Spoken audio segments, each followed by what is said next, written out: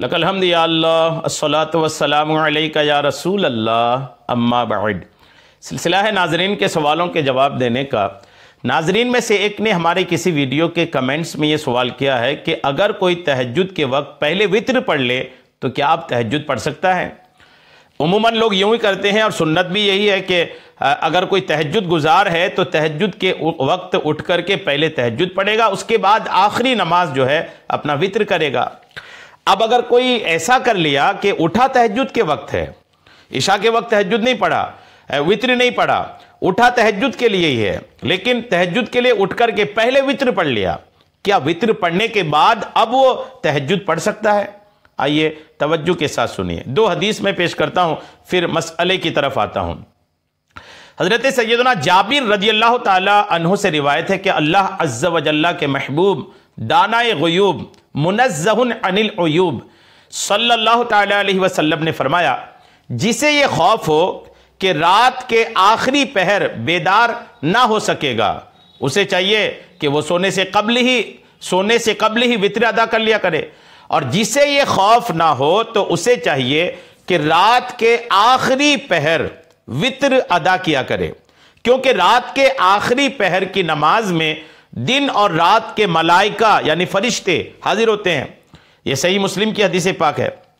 एक और हदीस पाक सुने, हजरत सैयदना खारिजा बिन हुज़ाफा रज़ियल्लाहु ताला अन्हो फरमाते हैं कि एक मरतबा शहनशाह खुश्क साल पैकरे हुस्न जमाल दाफ़े रंजो मलाल सल्लल्लाहु ताला अलैहि वसल्लम हमारे यहाँ तशरीफ लाए और फरमाया, बेशक अल्लाह अज़्ज़ व जल्ला ने तुम्हारी मदद एक ऐसी नमाज के जरिए से फरमाई है जो तुम्हारे हक में सुर्ख ऊंटों से बेहतर है, और यह नमाज वित्र है, और इसे तुम्हारे लिए इशा से तुलुए फज्र के दरमियान रखा है।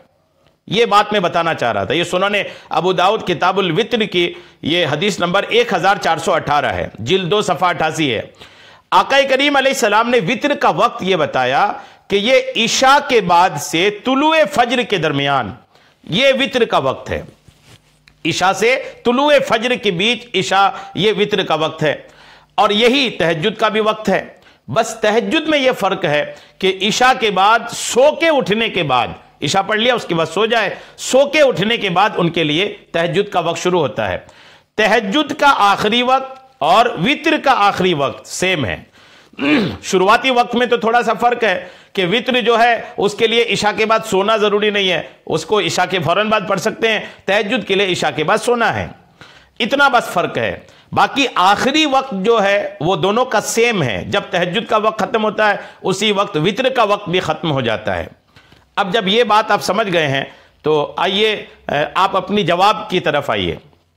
जिस शख्स की आदत तहज्जुद पढ़ने की हो या उसे एतमाद हो कि वो तहज्जुद में बेदार हो जाएगा, उसके लिए मुस्तहब है कि वो वित्र को तहज्जुद के वक्त तक मुअख्खर करे, और तहज्जुद के वक्त वित्र अदा करने की सूरत में अगर तहज्जुद के वक्त कोई वित्र अदा करता है तो अफजल मतलब बेहतर यह है कि पहले तहज्जुद की नमाज अदा की जाए, उसके बाद वित्र की नमाज पढ़ी जाए। हमारे नबी अलैहिस्सलाम का मामूल हुजूर की अदा, हुजूर की सुन्नत यही थी।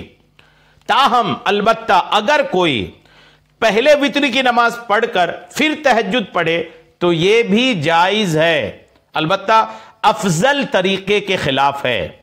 जायज है ये, यानी अगर कोई तहज्जुद के लिए उठकर पहले वित्र पढ़ लिया उसके बाद तहज्जुद पढ़ा, यह भी जायज है, यह भी जायज है, इसमें भी कोई गुनाह नहीं है, नमाज दोनों हो जाएगी।